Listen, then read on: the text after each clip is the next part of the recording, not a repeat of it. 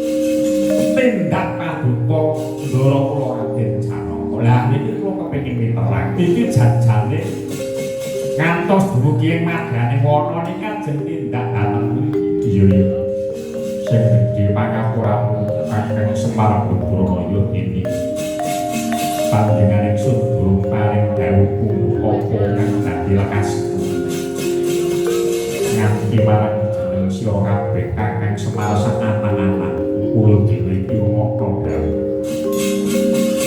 panjenengan ingsun lingkar saka kasatriyan Madura ideping tekad kepengin tumuju marang negara Kapel Sutet ndadekno sumurmu Kakang Semar Brodaya nganut kepengin ngarasanku menawa Kapel Sutet puno dumunung wujuding wahyu ingkang bakal nakupati metu kalung baliki ora yoyo iwak yu ateng tepan mula kang saka mengkono ora bakal bali marang praja Ngamarta sadurunge Arjuna kecundungan wujuding wahyu kateman negeri kalenggan iki Kakang Semar Brodaya prayogi menawi kados daya-daya monggo dipun gelak lampahipun kemawon status enggal prapta wonten negari Kapel Sutet. Kakang Semar Brodaya kita saiki kanthi anak-anakmu nala garing petok lawan Hadra Jabah saka laku.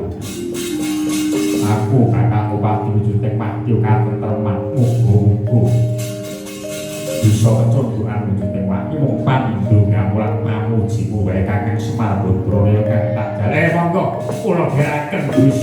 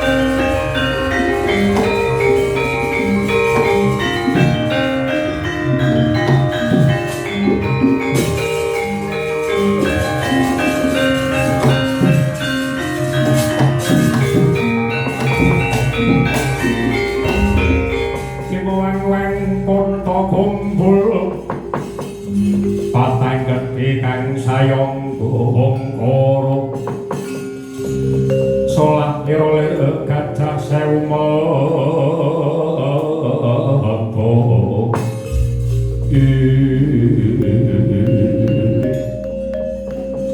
awit bingung sedulur wae ketemu enek wit jlampung wonten karo Kakang Mas wong nyanget wae pendak-pendak angel lunga ora tau pamit. Hari sing dirasake karo bojomu nang madu para kabeh tangisi lungamu. Ora bisa ora pindul. Ora yen ora saiki. Angel lunga ditampa pamit gawe bingung sedulur. Kowe lunga menyang endi? Iya. Nyuwun pangapunten Kakang Mas dene kula linggar saking kasatriyan ing tanpa poyang satemah dadosaken repotipun para kadang sedaya yen dikawe repot mboten aku repot dadak golek iku bareng besok nek lunga pamit ora gawe bingung wae ma piye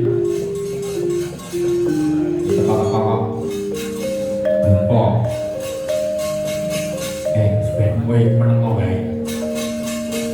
Kowe aja dalan-dalan aku meneng iki meneng. Ya. Ayo. Caroko. Bali. Mboten badhe wangsul dhateng kasatriyan mantu. Mboten badhe wangsul dhateng negari Ngamarta. Menawi dereng kasembatan menapa dados sedya kula Kakang Mas tak ngayal.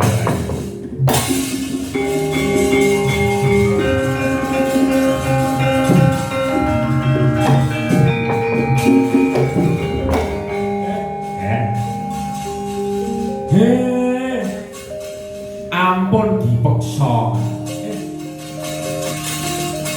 Ndara kula Janaka niki niki sanes bocah cilik nggih. Niki pun saged milah bising-bising bising ora. Amung perkara lunga saka praja ora pamit kok digawe perkara apa nggih pun nyata. Ndara kula siji niki angger nyuwun pangapunten tindak utawi kesah saking kasatriyan mboten nate pamit ing nyatanipun Rayi Wangsul kok nggih sampun ampun dipun peksa mangke menawi wancinipun kondur Rayi kondur dhateng praja ora kudu arep karo sak lakuku.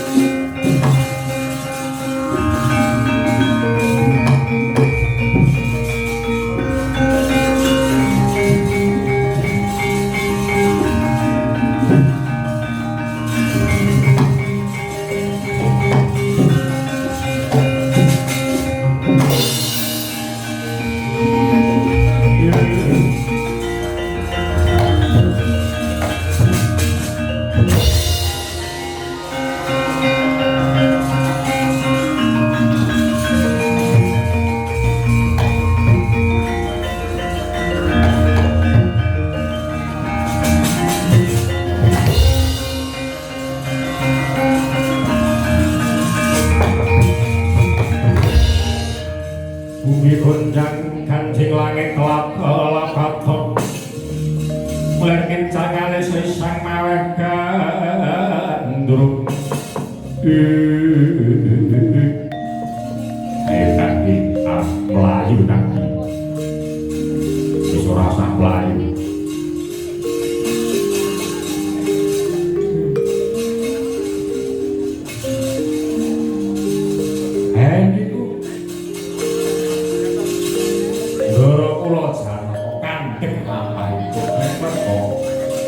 pengajian itu wujudin genteng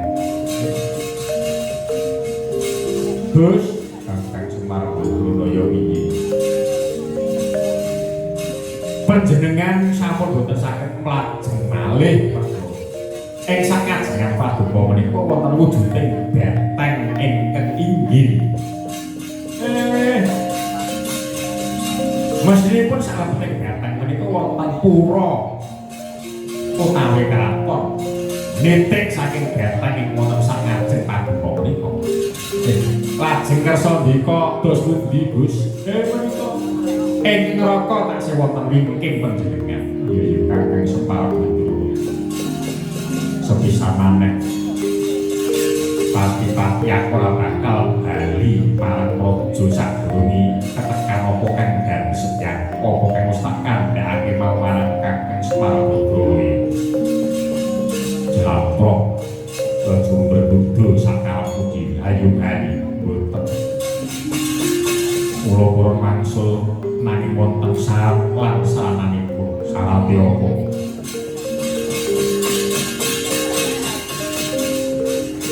kula nyuwun dipun gendong ya ae tak gendong nanging mangke kula mikir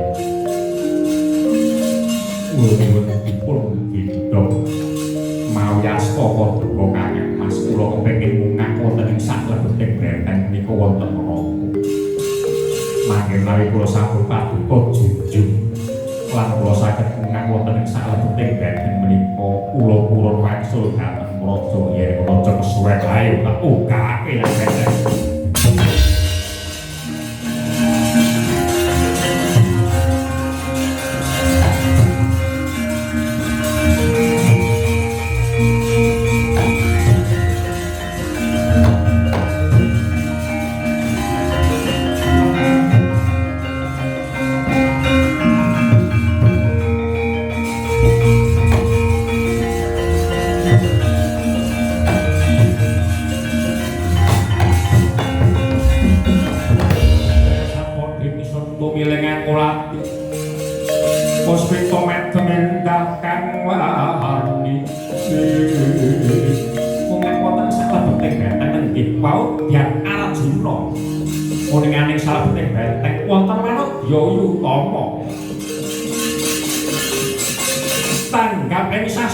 nggih wauta Raden Arjuna menawi menika pangawak ingkang wahyu katentreman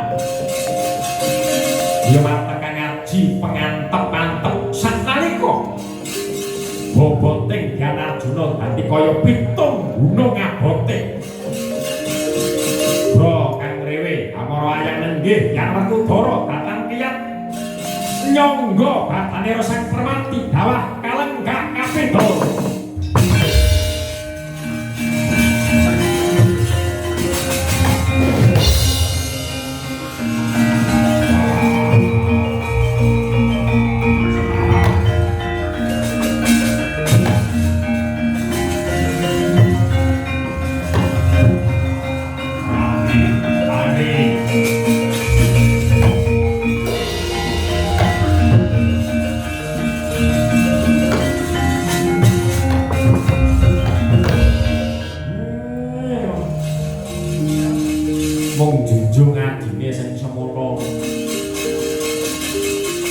kok ora kuat ngisi-ngisi iki piye Semar Badranaya Permati malah semaput nggih semaput jenengan junjung terus jenengan bruke ngaten mawon mongko ketuatan panjenengan niku paribasane pitung gajah durung iku ya mang tambani tambane ten jroning benteng mriku. Wah. Tambane ana jero benteng nggih. Jroning benteng mriku wonten sekar pujian. Iku mungkin kan kinarya tamba Dara kula Janaka ning syarate buat mung sekarene kudu sing sak duwe.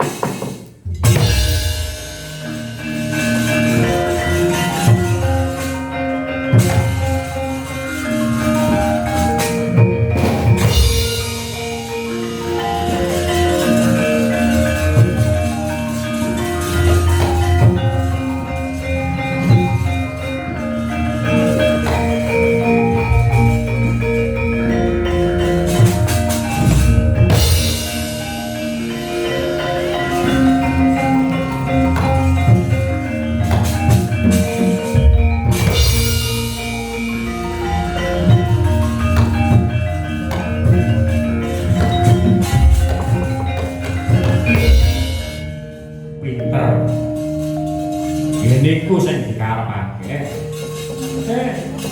Raden Ayu Kyai. Niki ndelak wanci kemawon mboten sah kula dongengke, mboten sah kula critake kenging napa ndarah kula niku wong Antara. Nek kula nyuwun tulung niku mantambani Srana Sekar ing panjenengan asta menika kula nyuwun tulung kanthi saestu.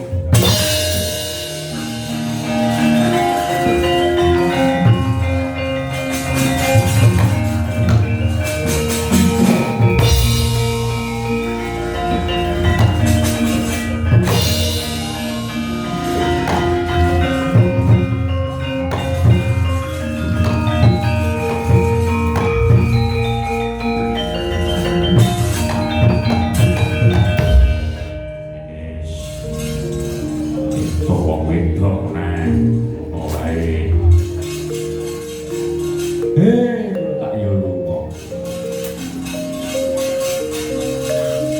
Mulai kuwi sing tak upati pirate panci mekaten. Iki nampa kuping badhe kula suwitani. Melu arep sentoyo ngayu.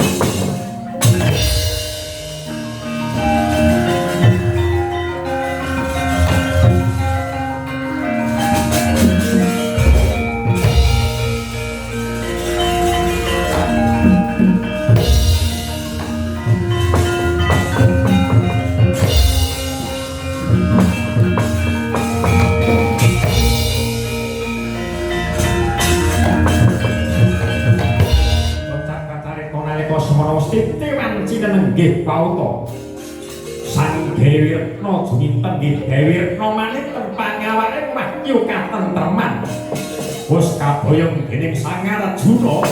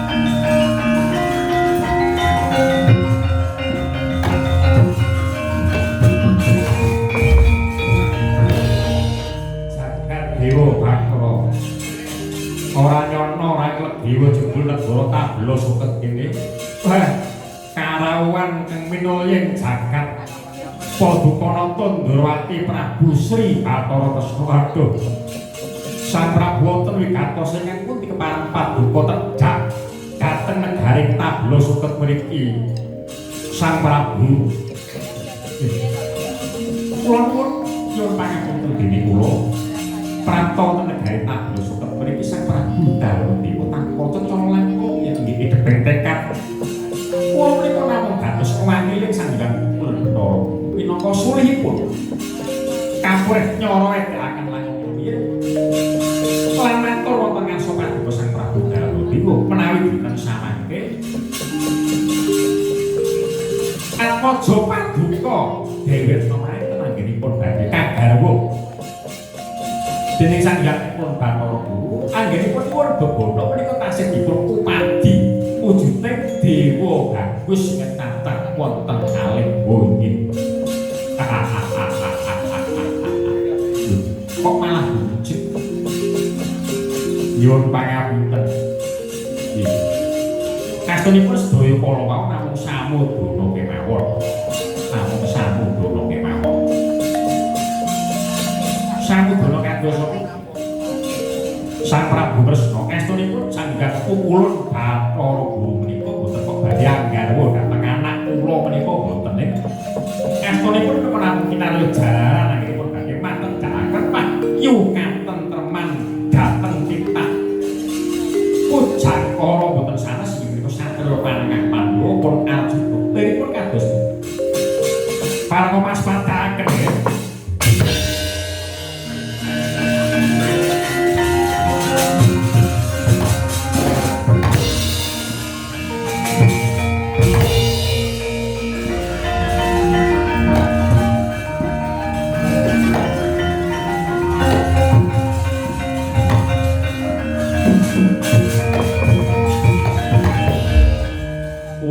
Bathara Brahma Gaya Kresna kula ngaturaken pangapunten. Ya tak tampa. Pancen sengaja dina samengko ulun memba dadi ratu Tabla Suket Prabu Darandha Dewaraya arcaka ngundi gawe Sanghyang Pukulun Bathara Guru iren matedhakake wujuding kanugrahan marang Si Permadi.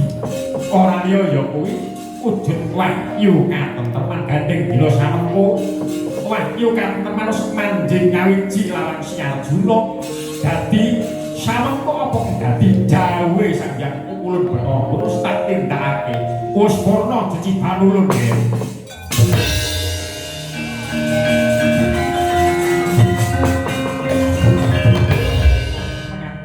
Iya mula dina samengko jeneng sira Kresna Balya maneh Marpaja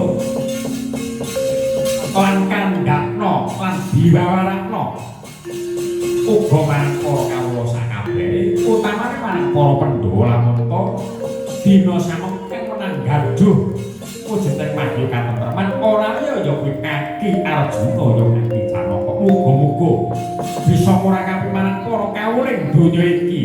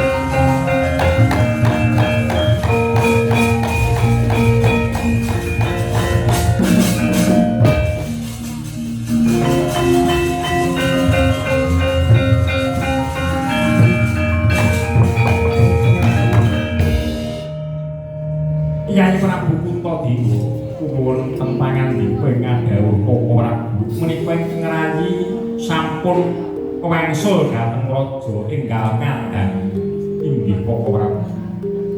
Yaya Arjuna ndadekake gunging para kadang inggih nyuwun pangapunten. Koko Prabu inggih kula enggal saking praja tanpa mulya satemah dari saking inggih para kadang siap dilunga menyang endi kula ngupati wujuding kalunggahan inggih menika wahyu katenteman Koko Prabu. Siap dientuk gawe apa ora awit saking pangestu paduka wahyu katenteman sampun mandi sarsi kaliyan pun permati abdi ugi.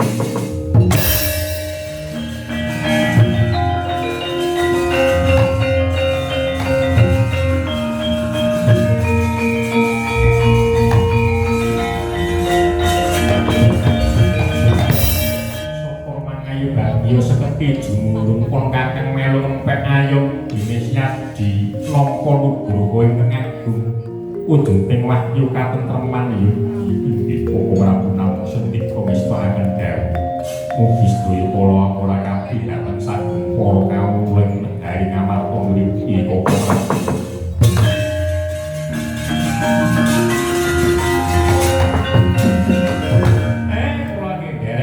Dinten samangke wahyu katentreman sampun kasenggatan manunggal sajiwa kaliyan Ndara kula Raden Narajuna kula nderek bingah.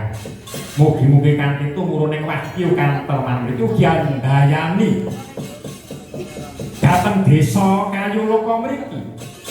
Mugi wiwit sakmenika ngantos ing saterus-terusipun tansah manggih katentreman lan katentreman hayu rahayu ingkang pinanggih.